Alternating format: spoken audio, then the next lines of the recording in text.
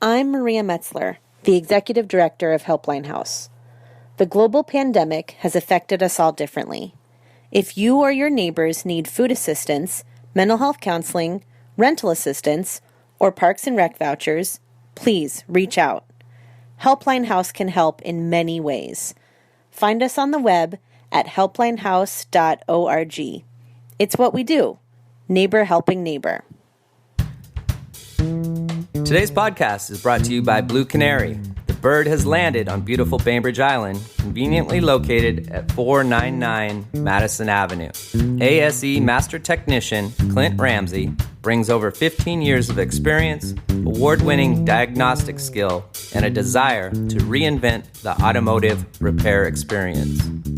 Schedule an appointment online at bluecanary.biz or call them today at 206-451-4220.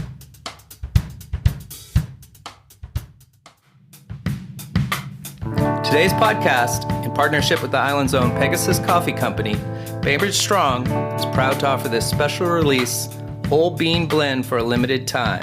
A medium dark roast of coffees from Colombia, Ethiopia, and Sumatra. It offers a balanced, full-bodied cup perfect for virtually any pairing or occasion. $5 from the sale of each 12-ounce bag will go to Bainbridge-based small business or nonprofit of your choice at checkout. This segment of the B.I.Stander Podcast is brought to you by Eagle Harbor Insurance. We don't sell insurance, we help people buy it. This has always been their motto and continues. They understand every family has different insurance needs, be it coverage or premiums. No two cases are the same, and they will always do their best to guide you into the proper coverage to fit your budget. They are here to help anytime. Give them a call at 206-842-7410 or contact them online at eagleharborinsurance.com.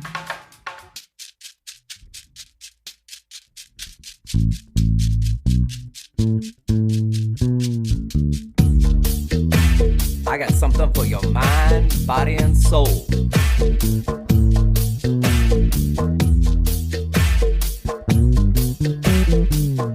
I got something for your mind, body, and soul.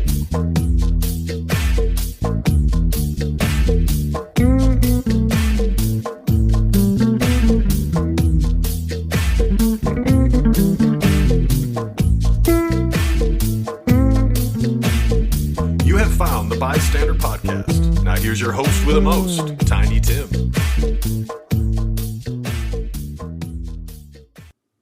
All right, welcome Podcastville to the virtual Zoom room. You found the B.I.Stander Podcast. Today we have our old friend Joel Underwood, our political correspondent. What's good, sir? Oh man, what a time! What a time to be talking a little politics, a little rhetoric. Geez, did you ever think the last time I was listening? I was driving out to Long Beach last weekend, and I just listened to some of our previous times together. And it's interesting. Some of the prognostications and some of the things we thought about were right on the money, and some have come true. And of course, the last time we talked, there was no such thing as COVID. Well, there probably was such thing as COVID, but it wasn't here and hadn't come to America and wasn't. It changed everything. I mean, everything has turned upside down as a result of this thing. Yeah, we look at the Black Lives Matter and the COVID. Yeah. We started out with Australian wildfires and... Oh my God, yeah, that's happened. Everything. What we forgot the first 3 months of this 2020, that's no longer in our mindset because so much is happening. The remote learning from school. The remote learning, yeah. The politicalness of, I think, both Black Lives Matter and COVID, and schools too, and the mask and anti-mask and anti-vaccine. Yeah. Before we get deep in the RNC and DNC, I have a question for you about vaccines. I know it's kind of off topic, but if we have to have all these vaccines for our kids to go to school, and it's Washington state law that they have to have these vaccines, why are they ever even considering going back, putting the kids back in school if there's no vaccine in such a strong pandemic time. Yeah, the difficulty. Well, first of all, even the word vaccine is loaded. It's interesting. We have my sort of barometer of the health world is here down at the cafe in Shelton. I have let's see. Once a week, I have one of the doctors in the local Mason County prison for Washington State comes in and sort of gives me the skinny, and then we have the ER nurses from Mason County General come in and get lunch about once a week, and I always quiz them like, what's going on, how's it going, what's happening, what's that, and you even have to be careful with a word like vaccine because, for instance, you have a wide range. Like on one end, you've got the polio vaccine, which is for all intents and purposes 100% effective. It every time gets polio. Gone too, right? Measles, almost on that same level, not quite there, but almost on that same level. Then on the far version of that, you've got like the flu shot that we all or a lot of us get every year. Well, that's somewhere, depending on the strain they pick and the strain that comes out each year. It's kind of a roulette, dice roll that they play every year, depending on circumstances. That's somewhere between 40 to 60% effective. Is that really a vaccine? No. So the main questions about this COVID vaccine, what percentage are you going to get? Is it a vaccine if it's 75% effective? If 3 out of 4 times it can keep you from getting it. How many doses is it going to take? Can we mass produce it? Can we get it not just into the big cities, but can we get it out into the rural school districts? What happens if over time we start seeing that it has side effects? Or what happens if over time we start seeing that it's not as effective as we thought it were? Do we go back and lock back down? Do we change it up? Do we stop giving it to people? There's just so many unknowns here that every parent is really looking at the world where they are in their community and having to make a really hard decision. How safe do you feel, assuming that your school has the option of sending your kid into the school building? How safe do you feel sending your kid? And some parents are making one decision and some parents are making another. And you and I were talking a little bit about social media before we went on the air. One of the things we have to be really careful of is criticizing or attacking other people for not making the decision we ourselves would make. Because either way, it's a heart-wrenching decision, right? To potentially think about it. We're both parents, you and I. It's the most heart-wrenching decision there could possibly be to potentially put your child at any kind of risk. So to come on and tell on social media or whatever and tell a family member, oh my God, how could you send your child into that? That's not helping. Or, oh, how can you keep your kid home? You're destroying the economy. That's not helping. For whoever, whatever, anyone whatever decision they're making, the response really should be, oh my gosh, that's really a tough decision. I'm hoping the best for you. Hoping it works out. How politicized do you think COVID has become?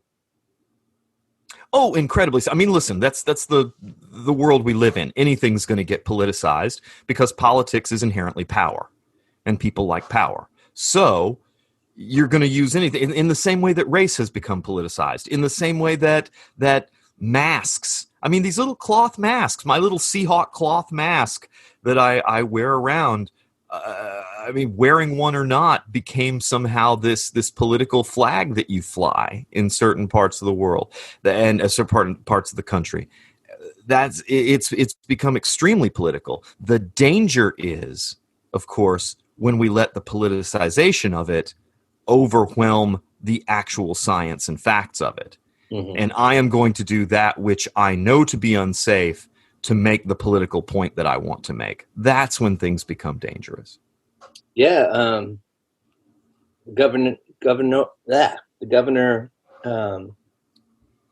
versus Lauren Culp. Culp's camp, came out and had a massive rally, and it was almost like he was discouraging mask wearing. Oh yeah, he has. I mean, they had one down here in Shelton at the park, about 3 blocks down from my cafe. Not a mask in sight. Not a mask in sight. AR-15s everywhere you look, but not a mask in sight. And it's a statement. Again, it's a statement. You're making a statement of they can't make me. And I have the right. Listen, we went through the same thing back in the 60s and 70s with seatbelts. You can't make me wear a seatbelt. That's my right. I had family members back in North Carolina, literally, who we would sit out on the front porch. They were smoking and we were all eating barbecue and things like that. And I had them literally say the word, "Yeah, I don't wear a seatbelt. I think if I were ever in an accident, my best bet's to get thrown clear."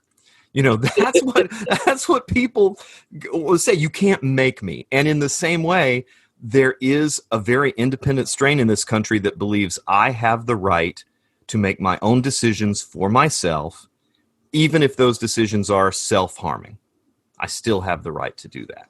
Yeah, and as a business too, we can refuse your patronage. Right, as long as you're cool with the idea that is potentially limiting. I mean, when I've had people walk into my cafe without a mask, and I have to do my usual spiel like, "Hi, according to state law, sorry, can't serve you without a mask." And most people are very cool. "Oh, hold on, I'll go get mine. It's in my car," whatever. There have been a couple of people who are jerks about it, and then I basically have to decide as a business owner, what's the most important thing to do right now? Is the most important thing to have an argument with this person or to get them in and out of my place? Obviously, if they say, "Well, I have a medical reason for wearing a mask," and I've had some people grin at me as they say it because they know full well they don't. But as soon as they say that, the conversation's over. I can't ask. I can't say, "What is your?" You can't ask somebody to prove a medical condition in terms of commerce. But what they would then come back at, "Well, I have a constitutional right that I don't have to wear a mask." I'm sorry. I taught U.S. government and civics for 20 years. You don't. You don't have the right. The Supreme Court of the United States has shown over and over again that the government has the right to impose restrictions in the name of the public health and safety. We've seen that over and over again. No shirts, no socks, no shoes, no service. Well, and yeah, you can. I mean, as long as you're not refusing service to someone on the basis of race or something like that, then yeah, you can reserve service. And in fact, one of the reasons our cafe went back to takeout and carry out only, even though Mason County was technically at 50% seating, is we were hearing from some of our customers who were getting takeout from us, "I don't feel safe getting takeout from a place that is currently allowing seating." And we felt like we were losing more business from having seating than we were actually gaining because people weren't feeling safe and secure. And so we're like, listen, if that's what our customers feel like and the numbers are starting to roll up again, which they were in Mason County, you know what? We're going back down to takeout and carry out only. All right. Well, let's get into the RNC and DNC. Yeah. All 8 days. I watch the speeches that you don't have to, ladies and gentlemen. That's the thing. Yeah, I do it so you don't because I'm a giver. Missed one. Scott Baio's. Man. So first of all, let's establish some historical context here of what conventions are supposed to be. So once upon a time, conventions historically were where the sausage got made. They were where you actually did pick your party's candidate amongst multiple people who wanted to be the candidate. It actually happened at the convention. The convention wasn't a coronation. It was the election. And there have been some humdingers back in 1860 with Lincoln where you had to keep voting over and over and over again until you got a majority. And finally you get the person. People went to the convention literally not knowing who the candidate was going to be in the end. That's how it used to be. The other thing that the convention always was for historically was creating your party's platform. So all the different people would get together, the movers and shakers get together in a smoky back room with cigars and brandy, and they decide, okay, what are we going to run on this year? Is being a Democrat about, are we going to say, hey, we want to end slavery and increase Irish immigration? Or, the most famous one obviously probably being 1968 in Chicago when the Democratic Party went to Richard J. Daley's Chicago and had to decide, does being a Democrat mean being in or out of Vietnam? You had to, that was where that sort of stuff was decided. Nowadays, with the way our political process works, that stuff is all pretty much done in advance. You come in knowing who's got the delegates most of the time. You come in knowing who is going to be the candidate. You come in knowing what your party's platform is. Although, with Bernie and everything like that, there's been some very interesting give and take on that. So the convention has basically become kind of a pep rally, right? It's about getting everybody fired up. It is about getting the starting gun kickoff for this last, by the time you post this and people listen to it, I bet there'll be last 60 days, I'd say, of election, probably about. So getting everybody fired up for this last 60 days of crazy, and getting everybody to feel good about our guy, whoever our guy happens to be. That's what they've become. So a lot of the substantive stuff that used to happen in conventions doesn't happen anymore. So now it's much more about revving people up, feel-good speeches. Hey, look, there's Barack Obama. Oh, look, Jimmy Carter's still alive. He's awesome. There have been some great ones. Anybody remember Clint Eastwood talking to the empty chair? There have been some crazy moments because basically it's all really being done in the name of kind of pep rally and revving up. And also, by the way, there is a tremendous economic boost that happens for the city where the convention is held. Not so much this year, obviously, because of the nature of Zoom, but people have been talking about, this online convention. Oh, they were so great. Oh, we should do this all the time. Oh, I don't think we're ever going to have conventions like we used to. Yeah, we are. Because, what Milwaukee and Charlotte lost in terms of not actually having a convention, the boost for the hotel and restaurant industry in those cities alone is just absolutely incredible. It is a big economic boost. It's like having it's not quite like having the Olympics, but it's like having this major event in your city where people come in and they spend crazy money, and that's part of why you have it where you have it. Well, let's quickly touch on the production value of the whole event. One thing I noticed, there was a lot of similar branding of the backgrounds with the Republicans, and there was one thing I liked the Democrats did was show different various places around the United States and kind of said that we come from all walks of life, which I thought was a nice thing. There was a lot of glitches on the Democratic side, and we have a reality star president, and he seemed to bring a pretty good production crew to his stuff. It was just a little stale in my mind, and instead of putting out his ideas, it seemed like it was like, this is all the reasons why you should hate Joe. And that was a little difficult. But some of the highlights for me was Melania and Michelle Obama talking, two first ladies' perspectives. And I thought they both spoke very well. Those were kind of highlights for me. But then I started to realize that Joe Biden is kind of the equivalent of Melania right now, right? So how does her speech fare against Melania's? And I was wondering what kind of highlights just off the top of your head that stuck out to you right away. Well, keep in mind, first of all, everybody was in uncharted territory, right? We've never done an all online convention before. Yes, people have taped and videotaped speeches and sent them into the convention, and they get played on a big screen sometimes, especially when a president's been in like ill health or something like that. But they're two totally different things. Speaking and being good on video and speaking and being good in front of tens of thousands of people are two utterly and totally different skills. Yes, they're both speaking, but people who are necessarily good at one aren't necessarily as good at the other. It's like you're a soccer guy. You've probably known tons and tons of guys who are amazing strikers but can't defend. Like, that's just not their skill set. Yeah, it's soccer, but those are very, very different skill sets. I will, for instance, our former president, Obama, maybe the best that's ever been in front of a live crowd. has that incredible ability with rhythm to feel an audience, and that thing that can only come from the African American church, that rhythm of call and response that is just so powerful, and knowing when to let the applause happen and to shut up, and then knowing when to keep going and ride it like a surf wave all the way through. Maybe the best that's ever been at that. Then you watch him doing a speech on a video in front of nobody. He was good. He was good. Is he as good as he is live? No. No one is. Now, on the flip side of that is his wife, who I've seen speak live a lot. She's good. She's good. She's not him. She's good. Video, that might have been the best speech of the 2 weeks. Is Michelle Obama.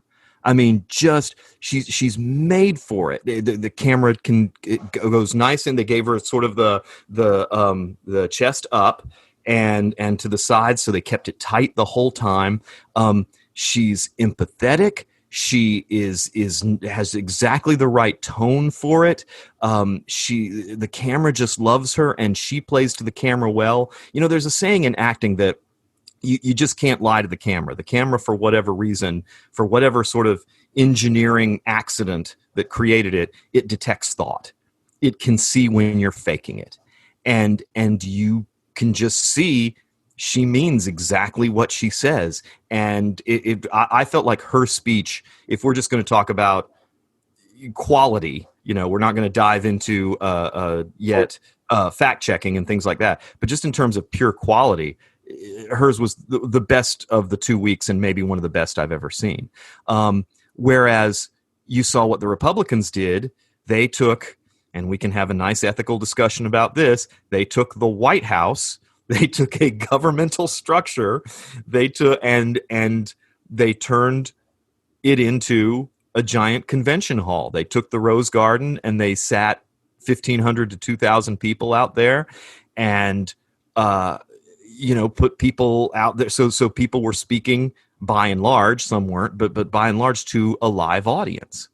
Now, take a look, contrast, for instance, if we're going to talk about the RNC for a second, if you saw Kimberly Guilfoyle's speech, Donald Trump Jr.'s girlfriend, formerly wife of Gavin Newsom, current governor of California. She was a little over enthusiastic for being on tape. Well, she was on tape, and she was playing like she was speaking to a full Olympic Coliseum, leaving these big, huge applause breaks and yelling and things. And you're sitting there going, man, is she okay? I think they've told her there are people out there. I don't know. But that was a little wild. There's a lack of post-production with the crescendo of fake audio. Something. I don't know what. But then if you're asking for the best speech from the Republicans, last night, Ivanka is very, very polished and very, very, obviously you never know how much they have help from speechwriters versus how much they're writing their own, but a terrific speech, well delivered from someone that I think is going to have a future with politics in the Republican Party long after her father is over. She was scary good. And I think that, there, again, just the right tone in terms of playing to the audience she was playing to. She had a crowd of about 1,500. She rode that crowd very, very well. So there were definitely some highlights. There were definitely some lowlights on both sides.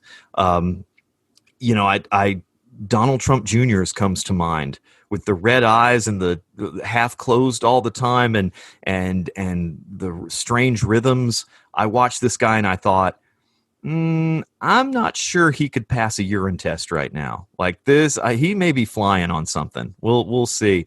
By the same token, on the Democratic side, there were folks who were really, really trying to meet the moment with excitement that I felt like, doesn't work when you're on video. Mm-hmm. I noticed on Instagram, Donald Jr. was hawking Red Bull before the speech. Maybe a little bit of Red Bull. Too much. Red Bull gives you wings, I guess, and gave him some. I don't know. He had this American flag sequin jacket on too. It was just absolutely ridiculous. I was like, please wear that. Please wear that out there. Well, but it also makes you crazy, doesn't it? Because what have the Republicans consistently been hitting Biden on? Oh, he's nepotistic. Oh, let's talk about Hunter in Russia. Oh, nepotism, nepotism, nepotism. Who were all the headline speakers for the Republican National Committee? Tiffany Trump, Eric Trump, Donald Trump Jr., Melania Trump, Ivanka Trump. I mean, I'm surprised they didn't, throw Barron up there and ask him, just what he's doing on Twitter lately. I mean, Jared Kushner. Yeah, they can't. And Jared, right? You can't say that nepotism is the great sin, and then your whole slate is people who live in your house with you. It's crazy. Ego's a horrible driver, man, for sure. I don't want to get too heavy on criticizing the RNC, but sure. It seemed like there was a lot of misleading and non-factual things and a venom coming from Donald on the last day. And his speech was 70 minutes, and it was difficult for me to stay engaged in listening to that.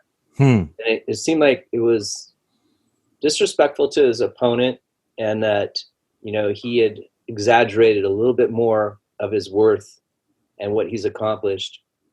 And lastly, I felt like he was warning us, if we go with the Democratic Party, all these things that are happening currently are going to happen, without saying that these things are present day happening to me while I'm in office. Right. But to criticize a guy that's not in office yet for the things that are going on during his administration was difficult for me to take listening to him. Did you have similar or different response? Well, I mean, so some of that's part and parcel of any political speech or any political convention. But with Donald Trump, we are, and I know I've referenced this anecdote before on your show. When you go back to the famous Entertainment Tonight bus tape with Billy Bush, when you can grab him by the I moved on her like a whatever. There's that story that Billy Bush tells about 10 minutes before that tape started rolling. Some camera guys from NBC jumped on the bus and said, "Hey, we need to record a quick promo for the for Donald's show," and they started rolling. And this is Donald Trump, star of the highest rated show on television. Watch it or you're fired. And Billy Bush knew that it was not the highest rated show on television. He knew the ER was the highest rated show on television. He told the camera guys, "Hey, camera guys, stick around for a second, guys. We might want to reshoot that again." And Trump's like, "What?" He's like, "Donald, just so you know, ER is the highest rated show on television." And Trump just shushes him, sends the camera guys out. He looks at him, he says, "Billy, you just say it. Mm-hmm. Just say it. All you got to do is say it. When it comes out of the box, people believe it. You just say it. People don't care. They don't care." And it's a very difficult thing, I think, for news networks. I feel really bad for them to try to figure out, how do you cover a convention, let alone a speech, from a guy whose basic philosophy is you just say it.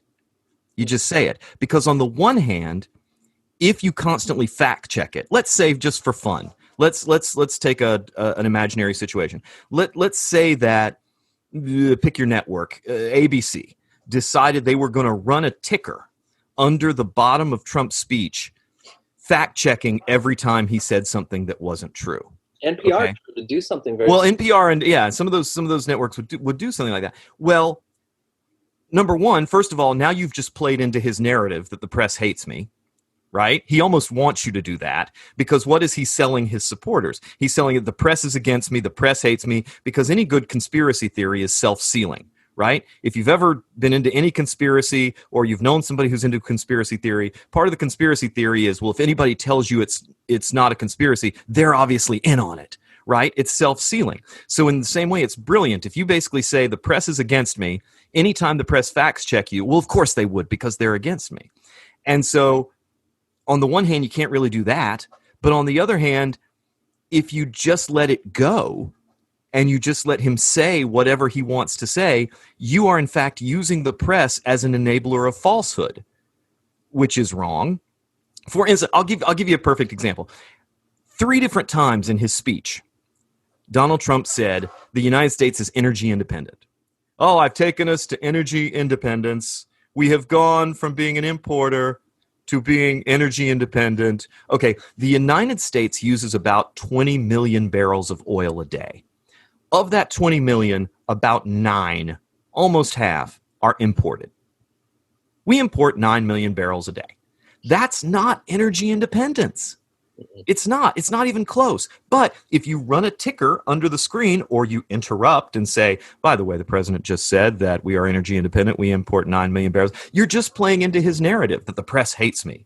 And folks aren't going to believe it anyway. His supporters are going to say, well, of course they'd say that. They hate him and they want him out of power. So I feel for the media who, on the one hand, can't really fact check, but on the other hand, if they don't, they are using their incredible megaphone, the megaphone of the press, to empower falsehood. And that's an incredibly rock and a hard place position to be in. On the other hand, you've got Joe Biden and the Democrats who didn't really talk a ton about hardcore party beliefs. They mostly really talked about what could be, the America we could live in, the America we're trying to get to, the America. They were more sort of down the road goals because, I mean, obviously you've got the incumbent party, the president who is in power, obviously in a midterm election is always going to say things are great, and the party that's trying to get in power is always going to say, no, look how it ought to be down the road. So back to the oil. Did you hear much about clean energy and the transformation of the platforms towards clean energy for the future or the environment? I think pre-COVID and pre everything that's happened with Black Lives Matter and police brutality, I think we were going to hear, especially from the Democratic platform with Bernie and Elizabeth Warren and everybody else, I think we were going to hear a lot more about climate change. But I think with limited number of minutes on TV and everything that's going on, I think that got pushed more to the rear as people felt the existential crisis was COVID/economic and the protests that are just ripping some of our major cities apart. Yeah. Yeah, it's just tough times. 2020 sucks. And I gotta say, I'm blaming Barbara Walters because this is 2020. This is 2020. In the 90s. Except some of this is, well, so much of this is chickens coming home to roost. I mean, so much of this is stuff that's coming to a head that's been coming for a long time. Oh, I watched this great video, sorry to interrupt there. No. About Muhammad Ali and talking about changing his name and how he didn't have any beef with Vietnamese people, didn't want to go to Vietnam. And I talked about, I'm an Olympic gold medalist. I'm a hero and I can't even eat in the restaurant in my own hometown after being, a gold medalist in the Olympics. You're not showing people like me any respect. And a lot of the advocacy that he started back then, is still the same issues that we're having, 60 years later? Oh, yeah. Yeah. I mean, I remember, if you remember the Fab Five, the freshmen of Michigan basketball. Yeah. Chris Webber, so much of this modern movement about paying college athletes has to do with a book Chris Webber wrote, and in it he tells a very poignant story of walking down the streets of Ann Arbor one cold night and looking in the student bookstore, and there was a basketball jersey with his name on the back that was selling for literally over $100. And at the moment, he didn't have in his pocket the price of a hamburger, and he was hungry. Right. And he's like, okay, so this college is making this kind of money off me, off my name, and I don't have the price of a frickin' cheeseburger in my pocket. That's wrong. And I mean, all this stuff it's nothing new. It's been going on, but it's coming to a head. And it's a reckoning that in many ways has been coming to our country since we wrote our Constitution that said all and our Declaration of Independence, and we allowed slavery to stand. If you don't deal with the skeletons in your closet, eventually they're going to bust out. Yeah, I find it hard to believe I was I was born in a lifetime that interracial marriage was still illegal. Oh yeah. And we have not come too far as Americans. No, they were still lynching people in the late 70s and 80s. I mean, this is today, we just don't hear about it. Yeah, this is not old history. It's not. I did notice, but I didn't get to listen to Bernie and Kamala having speeches to kind of compete with the RNC at the same time. What did you think of Kamala Harris's speech? She's had two, right? Yeah, I think I kind of wish they had let Kamala be Kamala a little bit more. What do you mean by that? I think the party kind of, and this happens, by the way, is you have your own people, you're running your own campaign, and then once everything sort of shakes out, we know who's going to be the vice presidential nominee, we know all this, the party's people kind of come in and start working with your campaign, and they make sure that everybody's saying the same things, everybody's sounding the same, that the message is consistent. And I feel like the party people kind of got to Kamala and they said, hey, listen, you need to be nicer, you need to smile more, you need to strike a more conciliatory pose with Joe because everybody thinks you don't like him, and because of what happened during the debates, you're out to get him. And we need to see you need to not scare middle America nearly as much. You're not helping us. And so I felt like what I was seeing was kind of a toned down, kinder, gentler Kamala. And very frankly, I can't speak for anybody else, but that's not what appeals to me about her. What appeals to me about her is somebody who's going to get him. Somebody who's, I want to see the prosecutor. I want to see the person who's going to go on with Mike Pence and call him to the carpet for his stuff. I want to see somebody who's not afraid to take on and speak truth to power. And I felt like I saw her tone down a little bit. In the same way, I felt like I saw a toned down Bernie a little bit.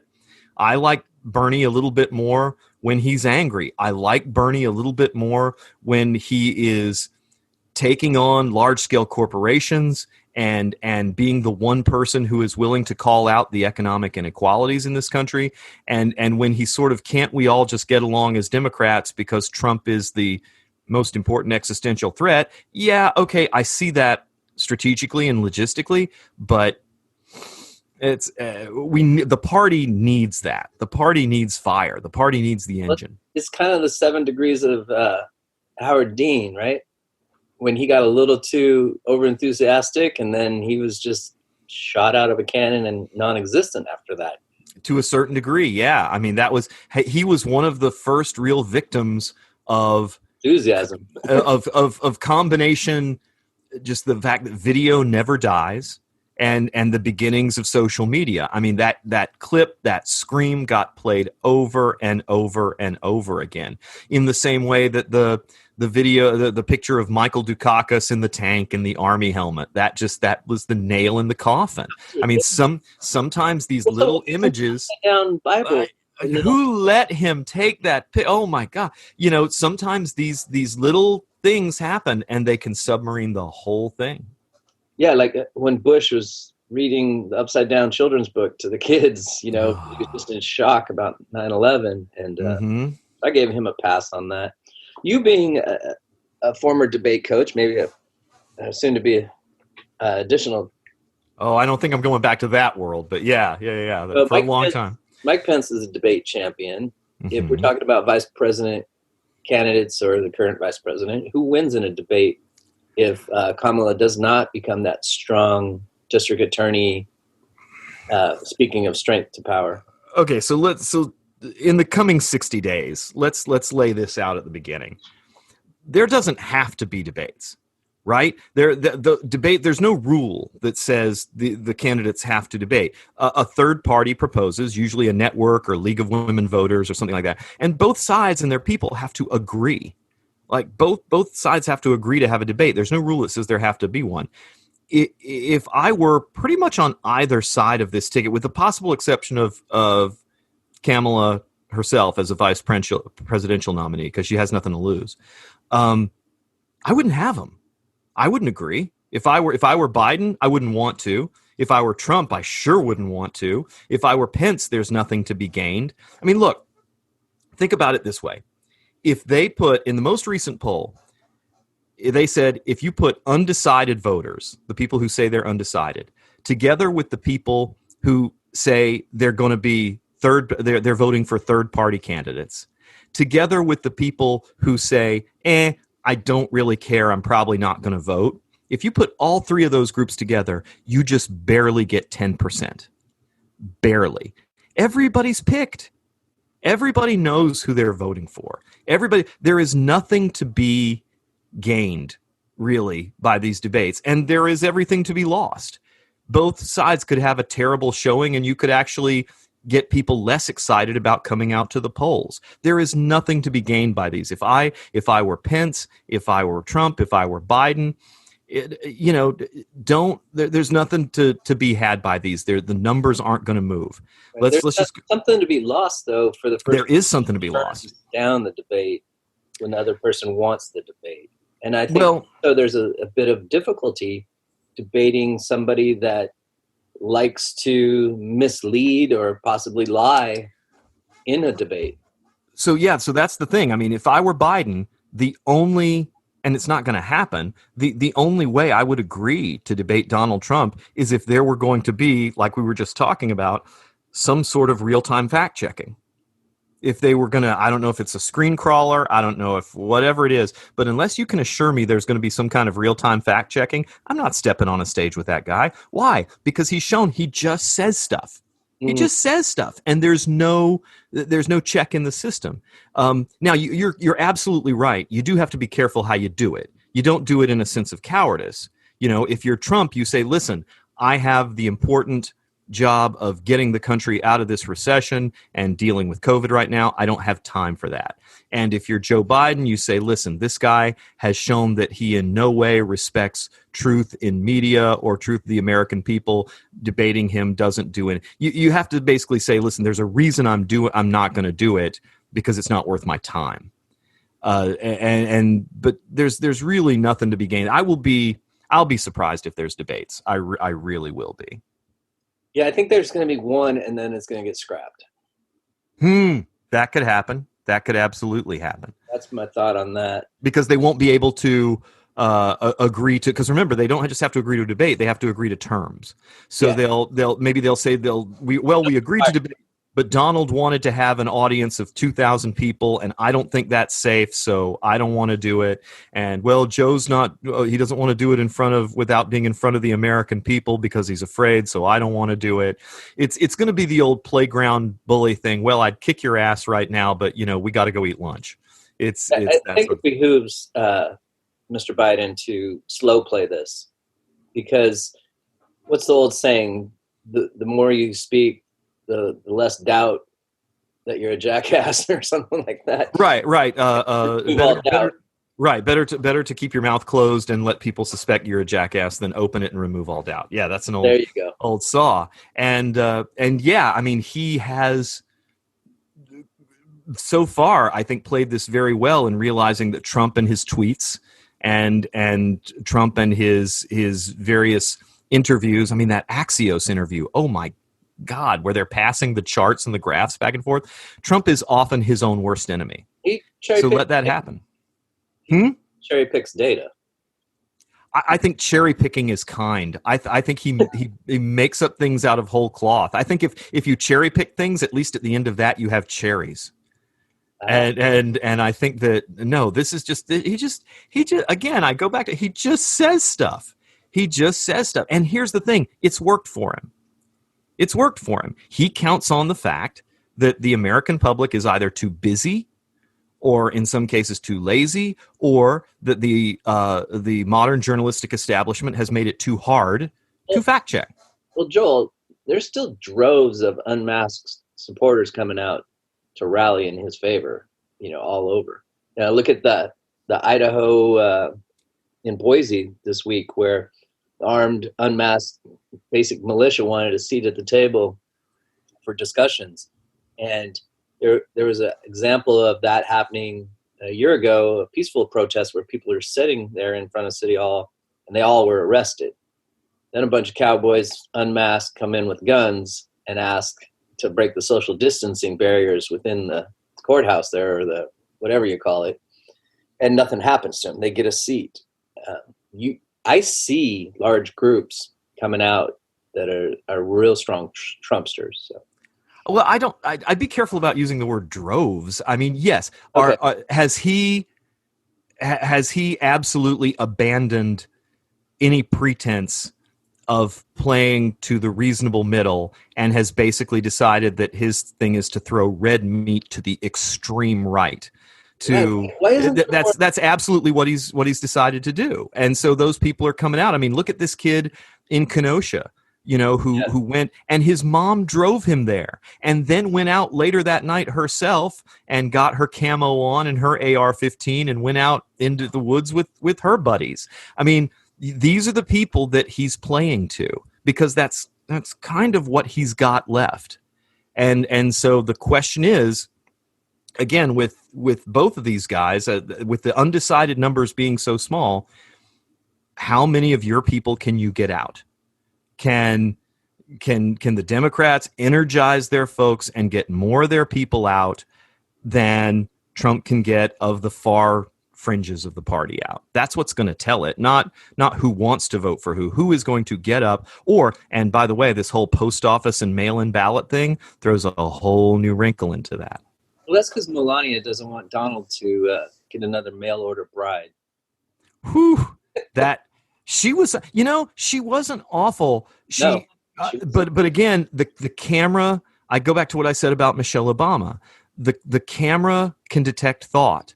The camera can really show and what if you believe what you're saying. And I felt like watching her, I was watching someone who had a good speech written for her, who was able to communicate effectively, but behind her eyes, I felt like I was looking at somebody who didn't always believe the words they themselves were saying. So here's the difference for me.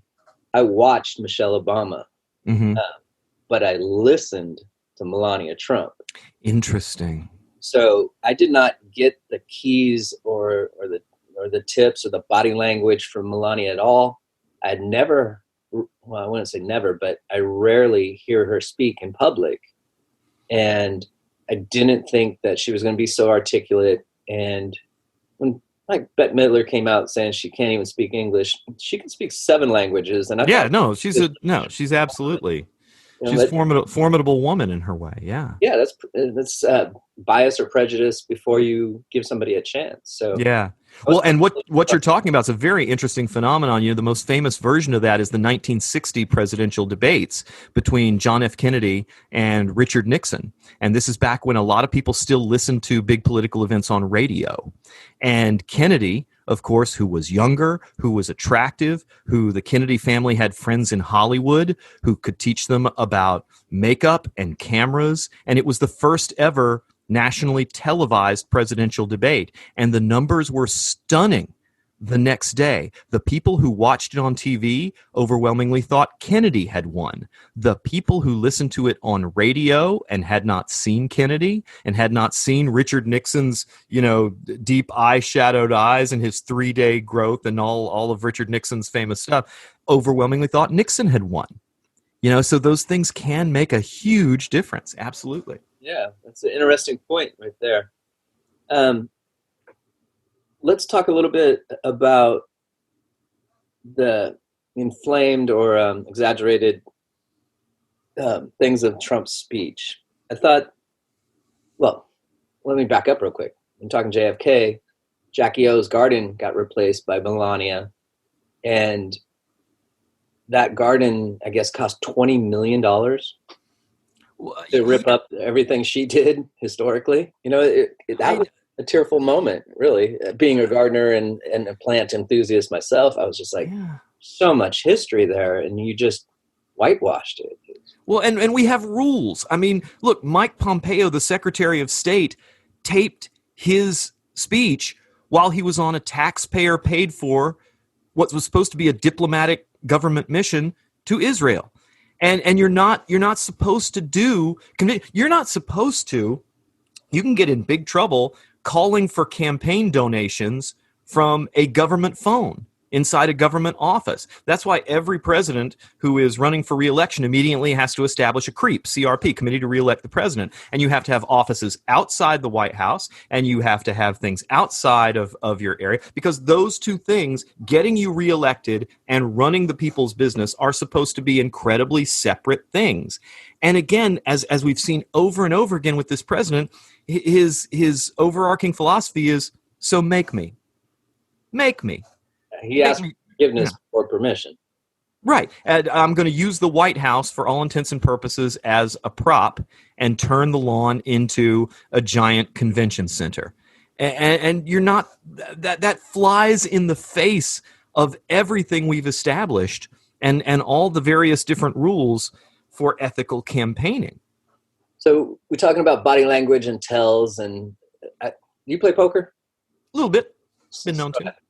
So I try to pick up on tells, and I try to be mindful of my own tells. And when I'm talking to my son, I definitely want my body language to mask my message as well, right? Or to coincide with my message. Mm-hmm. And I thought when he was talking about the Jerusalem embassy, I didn't think he believed what he was about to say. He was saying, I got it for under $500,000, much less. Very good. Kind of just slow playing his words. And I'm thinking, didn't you get a $22 million or give out a $22 million contract for that? And now what? The drawings cost $400,000? Yeah. It was a huge stretch. I mean, from $21 million to $400,000, that's a big gap. And I could tell that he felt uncomfortable even saying that himself a bit. Yeah. I'm a horrible poker player because I'm told I have a tell. You can tell, like when I pick up bad cards, apparently I do this thing. I go oh man, these are, crap. And then everybody knows I've got bad cards. But it's difficult to get a sense, or like watching Rudy Giuliani, or who else? Nikki Haley. Actually, I was about to say Nikki Haley, but Nikki Haley actually was. She was a great kickoff for the Republicans. That was another person that I feel like you're watching people are watching her get set up for a future beyond this administration. She seemed articulate. Those people have to decide to a certain degree how much you want to go all in and how much you want to express your loyalty to this president and say whatever he's telling you to say and back up whatever he says, versus how much do I want to be able to have a future after this. Look, a perfect example was the Democrats had General Colin Powell speak. Okay?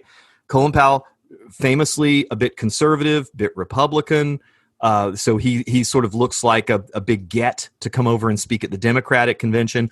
And for some people, that's very, very impressive. For some of the rest of us, we're never going to forget. Our sense of Colin Powell is always going to be going to the United Nations and selling what he knew for the Bush administration was not true. Right. The fact that Saddam Hussein is working on nuclear weapons, so we have to go into Iraq because that, and making this web of untruths that is never going to go away. Like that's something that's always, so how many of these people who are speaking, who are lining up behind Donald Trump right now, how many of them are going to try to have a life past this in politics? And some of the things they said and some of the stuff they signed on for is, for the American public, never going to go away. So you gotta make a decision. You really have to make a career decision of how much you want to sign on to the train if you want that to happen. Now, obviously, for the couple from whatever it was, Missouri, who pulled the guns out on the protests that spoke, they don't have that. They don't have that kind of calculus to make. They're happy. They're famous for 5 minutes and they're loving it. Okay, that's not something. But for the, well, very frankly, for the Ivanka Trumps of the world, the Nikki Haleys of the world, they're the people who have to decide, okay, how much video do I want of me signing on for everything he says? Right. It's calculus. And back to Colin Powell, mm-hmm. some people, I think, looked at him as a traitor too of their party. And sure. That brings me to, there was a Republican that spoke at the Democratic National Convention this year. And I don't really agree with all his views, but I'm sure the Republican Party looks at him as a bit of a traitor as well. My question to you is, Howard Schultz tried to do this, and Bloomberg, to a lesser extent, is run as a centrist, meaning that we have more things in common down the middle than the extreme left or extreme right. Why is there so much pressure on the shock value of extreme socialist liberals, extreme alt-right? And that seems to be the talking points in journalism all the time and in politics. So why isn't there a bigger focus on the things that we do agree to bring us together as opposed to everything that divides us? Because you don't win that way. I mean, so first of all, turncoats are nothing new. I mean, it's every year at the conventions, every 4 years when they do the big conventions, there's always some big get of, hey, listen, we've got this Republican who hates Republicans and what they've come to stand for so much, he's come to speak at the Democrat. Or we've got this Democrat who feels like the party has abandoned him and he's going to speak at the Republican. I mean, if you remember Zell Miller, senator from Georgia, who went and spoke to the Republican convention. I mean, you have some of these every year. But the trick is the playbook on how you get elected now, especially I would argue on the Republican Party, because as your policy achievements are less and less, you have to paint the other side as extreme more and more. How many times over this last week did you hear them talk about Joe Biden and his socialist agenda? Socialist. Oh, the socialists. Oh, the socialists. They made it sound like Joe Biden had been a pretty reasonable guy, and then Bernie Sanders and Elizabeth Warren had somehow tased him and have brainwashed him into this socialist agenda that's going to take us down the road to Venezuela.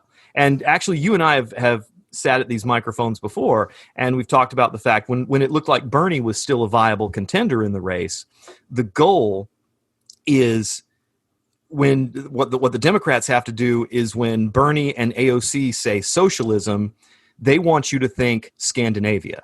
They want you to think Finland, high rates of satisfaction, universal medical care, #1 education system in the world. And what the Republicans want to do is when you hear the word socialism, they want you to think Latin America. They want you to think Cuba. They want you to think Venezuelan dictators, riots in the streets, power brownouts once a day. That's the goal, is they have to paint you as extreme, because much like you're pointing out right now, the vast majority of Americans feel generally okay in the middle.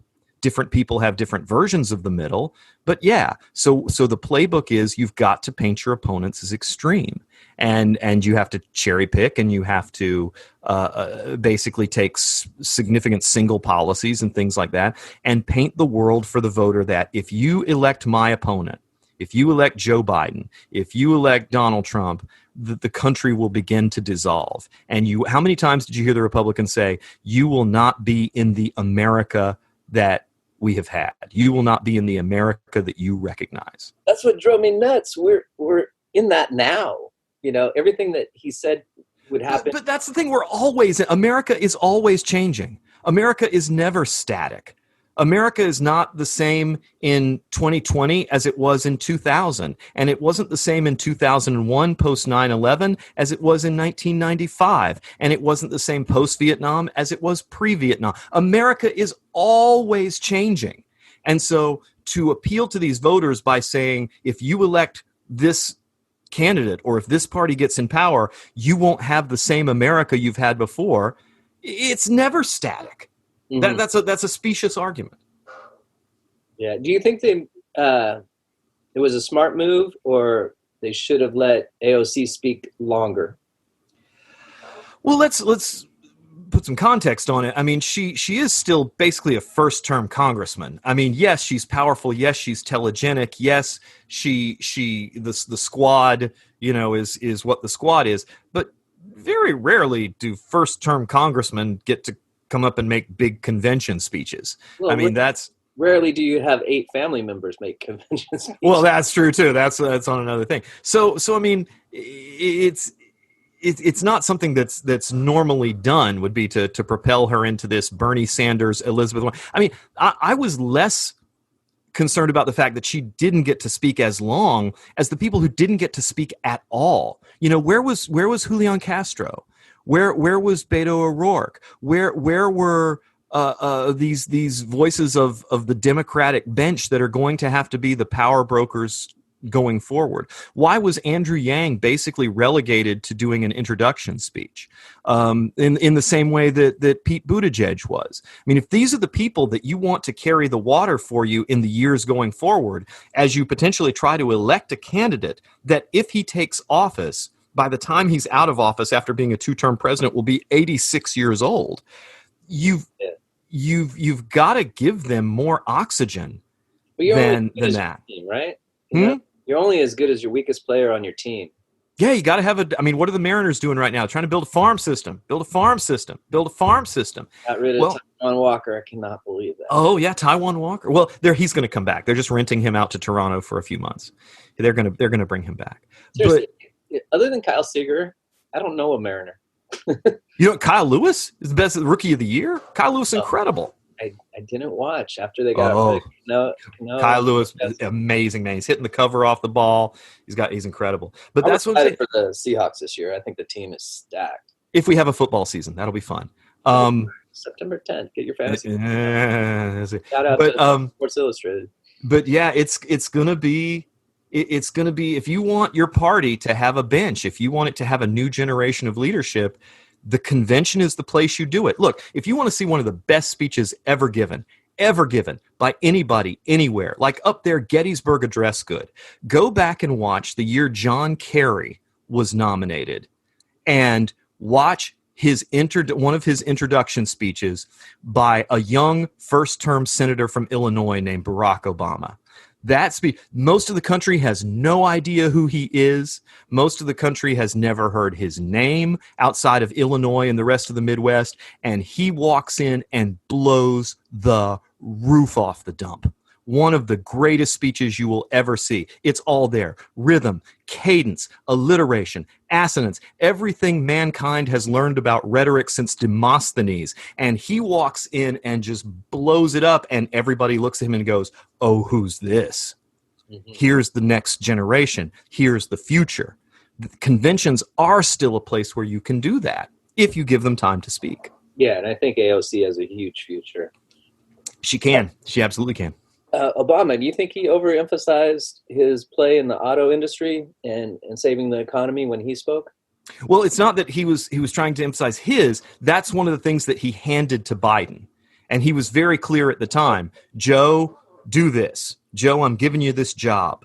And so it's not just that it's an Obama thing. It's one of the primary things they put on Biden's resume. And that the Midwest, because remember, what are those states that you lost that you got to get back?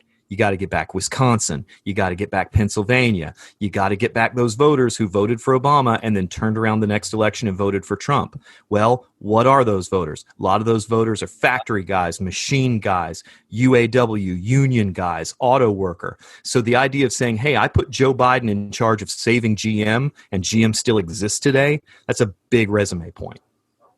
Yeah. What do you think about Cuomo's criticism of Donald and how he's comparing it coming from China versus Europe and all that?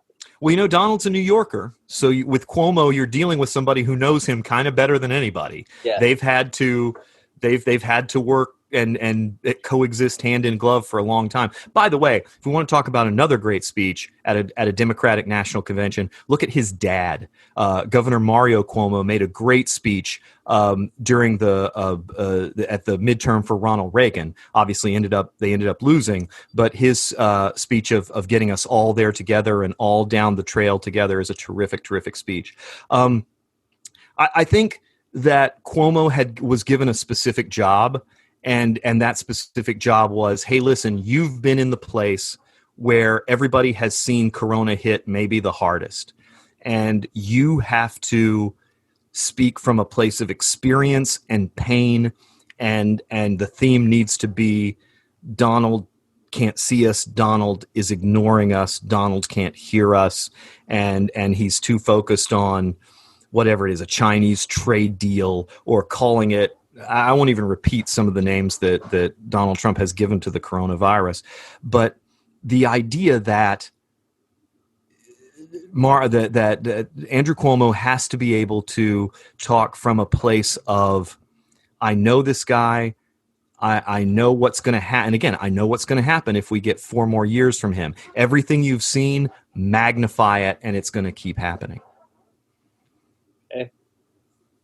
Eva Longoria, she impressed me, and the criticism she had about being a celeb is kind of unfounded, because she's very, very strong activist. Absolutely, has been for a while. But she talked about the mail and the majority of Social Security coming through the mail, and I don't think that's a true statement. I think the majority of it comes direct deposit to people by a landslide. How do you think she did? Well, first of all, there is still a lot that comes through the mail, and there's a lot of other governmental checks that arrive through the mail. In fact, there's some horrifying statistics on things like hurricanes, whether it's Katrina or what's happening down in, oh my gosh, all best thoughts to everybody who's down in Louisiana and Texas right now dealing with that. People who don't evacuate. There's some horrible stats about people who don't evacuate when they should evacuate. Forest fires, things like that, and having been given evacuation orders and they stay. And lots of times they end up dying. A lot of times they find out people stay and don't evacuate because they're scared that a check they're waiting on will not find them in their new location. That's horrible. That's absolutely horrible. And that's why when we do things like we look at defunding the U.S. Postal Service for first of all, people who do evil and wrong things never do them for well, they never do them for just one reason. Okay, they're playing chess. They have multiple reasons, and so defunding and basically crippling the Postal Service. Number one, it's going to hurt mail-in ballots and mail-in elections, which is going to make it more likely for a party with a minority to stay in power demographically, because fewer people can vote. It also serves the purpose of potentially making it so people are not able to get government help that they need from programs that same party believes are bad programs anyway.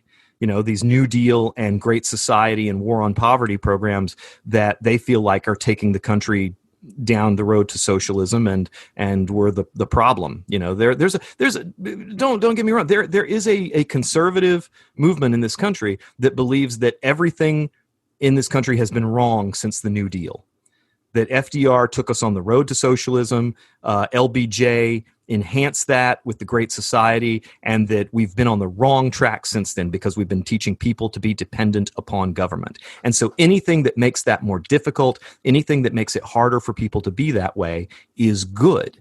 And so that's behind a lot of this defunding and deconstruction of the Postal Service. You know, for those people who don't know, the Postal Service could be profitable, but the government passed, the people who want the Postal Service privatized, they want you to just use UPS and FedEx and all that. They got a law passed that basically the Postal Service has to fund its pensions out 75 years, which is ridiculous. Nobody has to do that.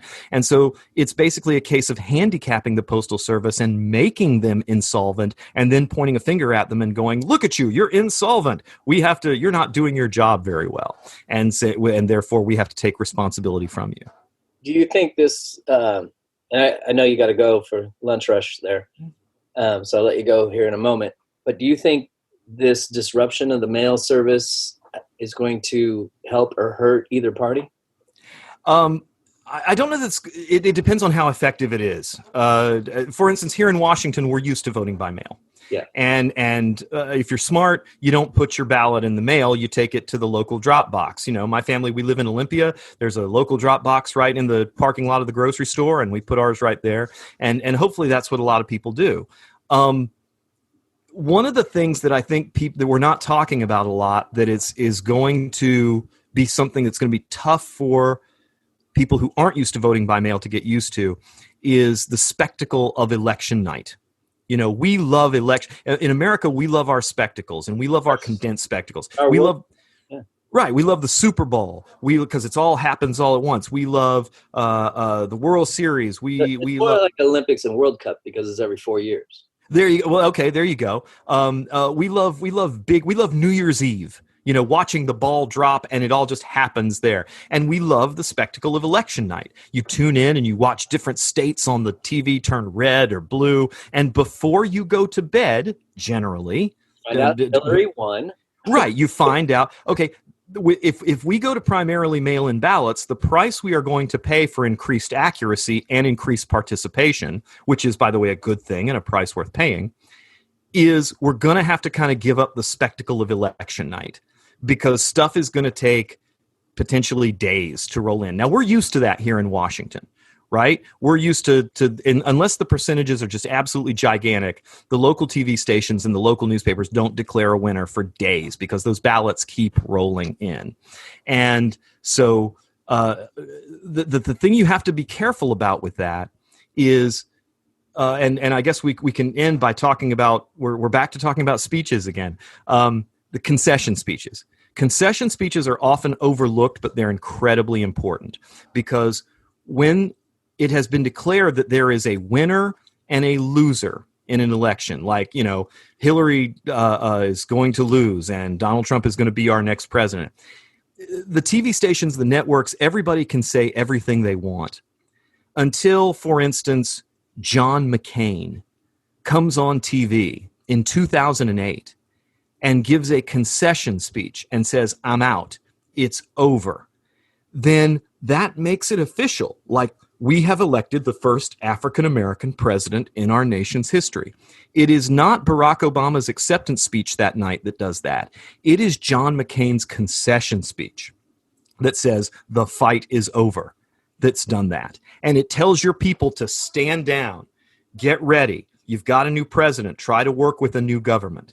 And what we may not get is a clean transition of power and a clean election night. There's a lot of what ifs involved. If we go to primary mail-in voting, when will we know exactly who's won? Once we know exactly who's won, how long will it take for the loser to give a transition speech? If that loser is, for instance, Donald Trump, how long will it take for him to say, "I lost"? Will he actually stand down, or will he say, "I've got my lawyers gearing up and we're going to challenge in all these states in court because we think the election was fake. Hey, my people, get in the streets and demonstrate." He's not going to say with your guns, but he's going to mean with your guns. Get in the street and demonstrate and let them know you want your voice heard. I mean, is it possible he's going to do as much damage as he can on his way out the door? We don't know. Wow. Lots to talk about. We could go Lots. Oh yeah, we'll be back. Don't worry. Yeah, I'd love to have you again. Sure. Hey man, this works. This way we've made it. We've got our technology up and running. We've made this work. Barely. Hey, with that said, shout out to Island Music Guild. Thank you for allowing me to come in and get some free studio time the other day for some voiceover work. Everybody, please patronize Bainbridge Strong to support small businesses like the B.I.Stander Podcast. Amen. You can buy coffee for $15, $5 of each coffee bag, and we all need coffee. It goes directly to support the show. Also, Wild Earth Dog Food, thank you for being a sponsor, and you'll hear a commercial for that going out. Joel Underwood, I always appreciate your time. I'm glad that we're still connected through COVID times, and can't wait to talk to you again. Hey, buddy, anytime. Next time, hopefully we'll do it live. Sounds good, Joel. Take care. All right. Talk to you, pal. Hey there. Band of Steve's here. If you've enjoyed the music on this podcast and you'd like to learn music, get in touch with me. Electric bass, guitar, theory, voice, production, writing. SteveNewtonMusic@gmail.com. Pet owners assume the meat used for pet food is a good thing. But did you know it makes use of the scraps that humans would never eat? The problematic aspect of the pet food industry is the rendered animal material, animal parts that the Food and Drug Administration considers unsafe for human consumption. This rendered meat falls under the 4 Ds. The food is sourced from animals classified as dead, down, dying, or diseased. And since you're likely feeding your dog the same thing every day, Your pet is being exposed to this unhealthy food at every meal. The ingredients used in today's dog foods would shock most pet owners. The Clean Label Project is an organization that tested pet food to find out what's really in it. The group analyzed 80 brands and discovered dangerous amounts of toxic chemicals like lead and mercury. And if you're feeding your dog an animal-based diet, your puppy is ingesting the hormones and antibiotics that farm animals are injected with too. Not to mention the bacteria, parasites, and growth hormones that have been associated with raising livestock. Although using decomposed animal tissue for pet food is a violation of the Federal Food, Drug, and Cosmetics Act, the FDA Center for Veterinary Medicine publicly admits that it's rarely enforced. Popular pet website Dog Food Advisor has reported over 180 dog food recalls since 2009, and the major recalls were related to bacterial contaminants from meat sources. There is no way to truly verify what is in these pet foods. There are currently 9 terms used to classify meat, 3 of which do not need to disclose the animal species it's sourced from. Your dog could easily be eating diseased goat or pig flesh. A research team at Chapman University analyzed 52 commercial pet foods in 2015 and found that 40% of the products tested contained mislabeled meat products. The FDA states that pet foods labeled as premium or gourmet do not need to contain higher quality ingredients either. Well, what can you feed your pet then? Dogs can thrive on a plant-based diet thanks to fermented fungi protein like yeast and koji. Koji is a fungus that has been used in Asian cultures for centuries, and it's known for its prebiotic health benefits. Humans use it to make soy sauce, miso, and rice vinegar. Cruelty-free pet food company Wild Earth is fermenting koji and yeast protein in a sustainable 3-day process and turning it into dog food that contains all 10 essential amino acids needed for your dog's health.